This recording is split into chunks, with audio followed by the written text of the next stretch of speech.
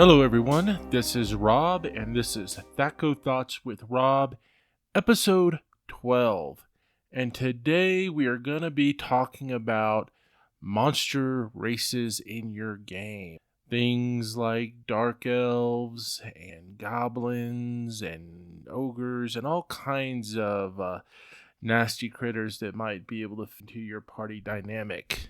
So the obvious book I'll be referring to, the Book of Humanoids, that basically introduced a lot of different races that we normally would had considered monsters.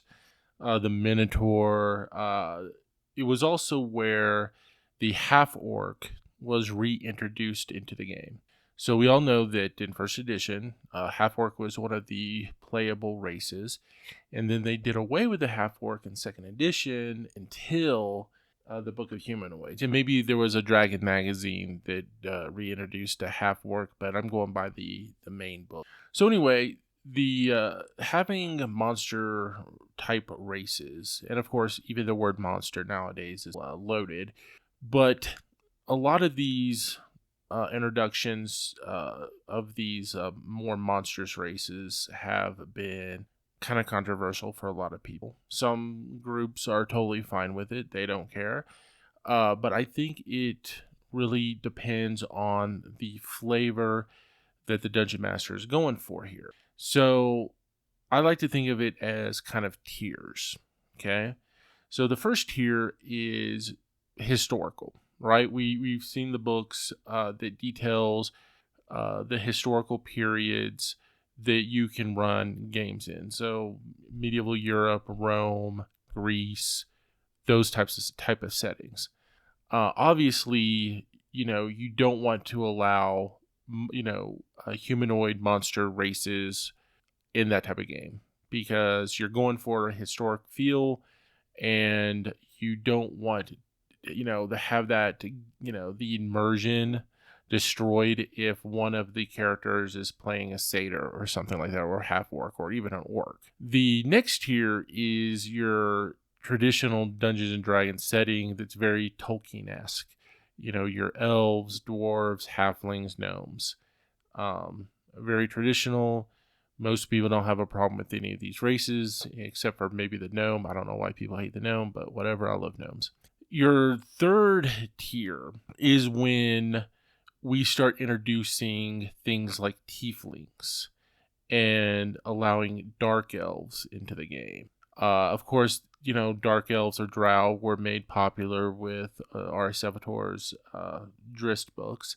And of course, once those books came out, everybody wanted to play a dark elf. There was always some problems with this. If you wanted to play it straight, so to speak, usually people were afraid of drow and did not readily accept them. If you read the books, Drizzt had a lot of issues with just being able to just walk into a town. He always had to prove himself. He always had to prove that he was not the typical evil drow that everybody had come to expect. He had to earn the trust of everyone around him on a constantly. Now, then the next tier is straight up what I call medieval Star Wars, medieval Star Trek. And what I mean by this is like, the cantina scene in Star Wars, right? You walk in and it's like everyone is different. There's like barely any two of the same species within the same room. And yeah, that's why I call it kind of medieval Star Trek, Star Wars, is because it's like there's no holds barred. Any race goes, and yeah, there might be like some prejudice and maybe some grumblings about certain races being there, but no one is kicking them out. No one is, out and out fighting or, preventing a particular character from being there. So that's why I call it kind of the cantina effect. Okay. So we have these different tiers. And as a dungeon master, you need to understand what is the flavor of game that you're going for. Whether or not allowing certain races in the game as playable characters make sense within the context of your game. For example, if you're kind of playing in the setting where drow are just considered evil, and yes, there might be the occasional good drow like Drist, you still need to play up that conflict. If somebody insists on being a drow, for example, then they need to know that they're going to be constantly mistrusted. They're going to have to constantly earn the trust of the NPCs wherever they go. If something goes wrong, and it's known that a party is harboring the presence of a drow, then a lot of times maybe some blame will constantly be falling on that group just by association. Now, of course, you can go overboard with this, but the point is, if somebody insists on playing a certain race, that's outside the norm, it's going to come with baggage. So, you have to ask yourself, is a player simply wanting to play a race for certain abilities? Now, depending on how much emphasis you put on role playing is going to determine, what your answer is going to be to this.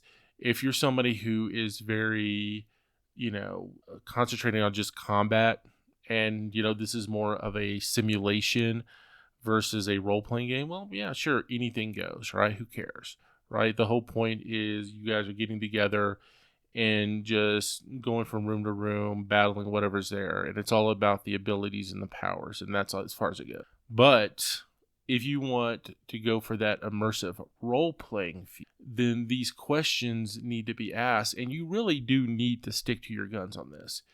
Don't allow players to have characters that are way outside the box and not have the consequences that go along with it. If it's just about the powers, if it's just about the abilities, then take a step back and kind of reevaluate things and not bring down the hammer, but just emphasize that if you're going to be playing a goblin, then people are going to treat you like a goblin. Nobody considers goblins intelligent. Nobody considers goblins clean. Most people consider goblins inherently evil. And that's how your character is going to be treated until they go way out of their way to prove themselves. Now, here's the thing, though. If you're a game master who allows this race to be played, do not be an a-hole about it. You need to, there is a line, okay? After all, you agreed. You agreed to allow this player to play this character. So there is a line where you're being realistic, and then you're crossing into being just an a-hole. And to me, this is like basically passive aggressive. You allow the player to play this particular out of the box character race, but then you hold it against them, and that's not fair. So give them fair warning that there is going to be prejudice, that they're going to have to prove themselves, but don't make it where every single NPC is constantly stomping on them. Don't have it where they are separated from the group because, we don't want no stinking goblin in the inn, and that's it. You might put conditions on it. The innkeeper says, okay, we'll let the goblin in, but somebody better babysit him. And if that goblin does anything, we're holding you responsible. Something like that. Put conditions, but don't put this absolute line where, you're preventing the player from participating in the game. I've seen this before. Okay, I don't know why some dungeon masters do this, but they're just sabotaging their own game. The next consideration that both the dungeon master and the players need to think about is just simple accommodation. And the number one, I think, issue that I've seen a lot is sheer size. There are times where players want to play something that's very large, like 8+ feet tall, all right, or even bigger. And one of the things that I've seen over and over and over again is where players want to play something that's ginormous, but then they expect to be able to walk into a normal building as if it's nothing. And I've always been like really bothered by this. I've seen it in I play a lot of, I play Palladium Rifts. I've had it where people, not to deviate from D&D second edition, but I've seen it where people would play glitter boys that are like 10 feet tall, and they don't want to come out of their armor, and they just like walk into any old building, and everything's supposed to just magically morph around them to accommodate their size. And the same thing in Dungeons and Dragons. People want to play stuff like Furbog or ogres or something like that, and they expect the world to just morph around them to accommodate their bulk.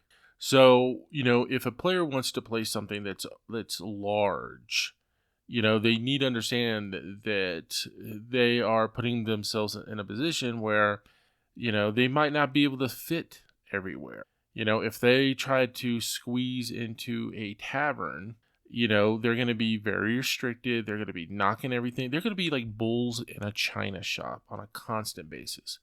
So, so sometimes playing certain races just are not practical. Now, like, once again, you can choose to ignore this and just have it where the players just kind of walk in and everything just kind of, size differences and just are ignored.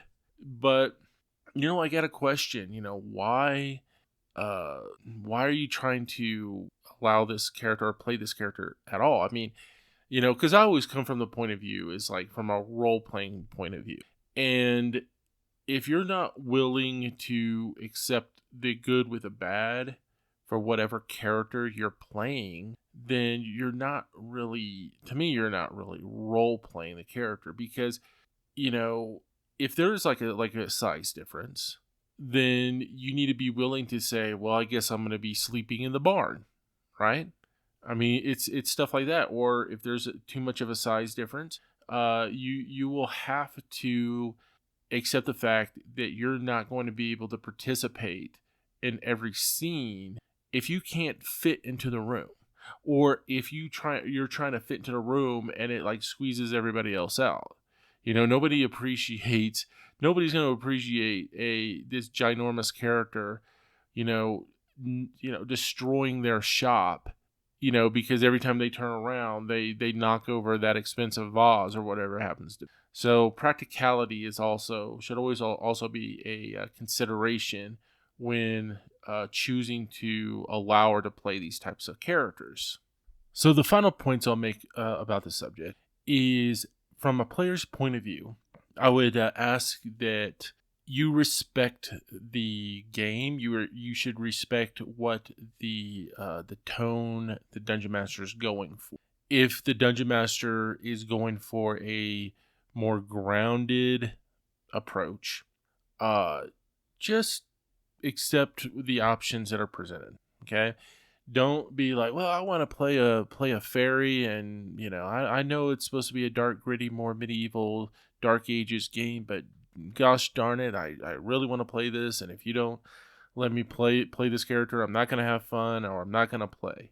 All you're doing is ruining the game for yourself and ruining the game for everybody around you by, wanting to play strange characters that don't fit into to me, it's always better to have characters that make sense, because if you have characters that make sense, then you actually provide yourself with way more story options. Because if you're playing a monster race, and these monster races are super rare, people are going to be treating you like a monster. They're not going to be treating you like just some other guy. They're not going to trust you. You're going to be constantly, fighting with NPCs. You're going to be constant in conflict. Well, why bother? For the Dungeon Masters, I would say, if you choose to allow these type of characters into your game, then you have to accept responsibility for that. In other words, warn the player that there will be consequences, but do not cross the line where the game is simply not fun for the player because you are constantly hammering. It's like, you're the one who said yes, but now you're punishing the player. Just walk that fine line between realism and then being an a-hole. Okay? Don't cross that line. And if you don't think if you don't think that you're gonna not be able to cross that line, then simply don't allow that particular character. Okay? You know what your world is like. You know what these NPCs, or how these NPCs are gonna treat these, monstrous races. So, and if you feel like that the treatment will be too harsh or will grind everything to a halt, simply say no. All right? And hopefully the player is going to be mature enough to realize that, he's not going to be able to just play anything he wants. Well, anyway, guys, I'm going to go ahead and leave it there. But in future episodes, I'll maybe start looking at the individual entries from the Book of Humanoids and discussing how they can be incorporated into the game. And with that, just want to remind you that this and other videos can be found on, of course, YouTube and Spotify. And this was brought to you by the Evil Dungeon Master Vince. And just on a side note, there is also another podcast that me and the Evil Dungeon Master Vince do. It's called Railguns and Dragons, discussing the Palladium 2nd Edition game. So if you're interested in Palladium 2nd Edition, check out the Railguns and Dragons podcast. And with that, I will bid you goodbye, and until next session, or not next session, that sounds like I'm doing therapy here. Till next episode. Have a good one.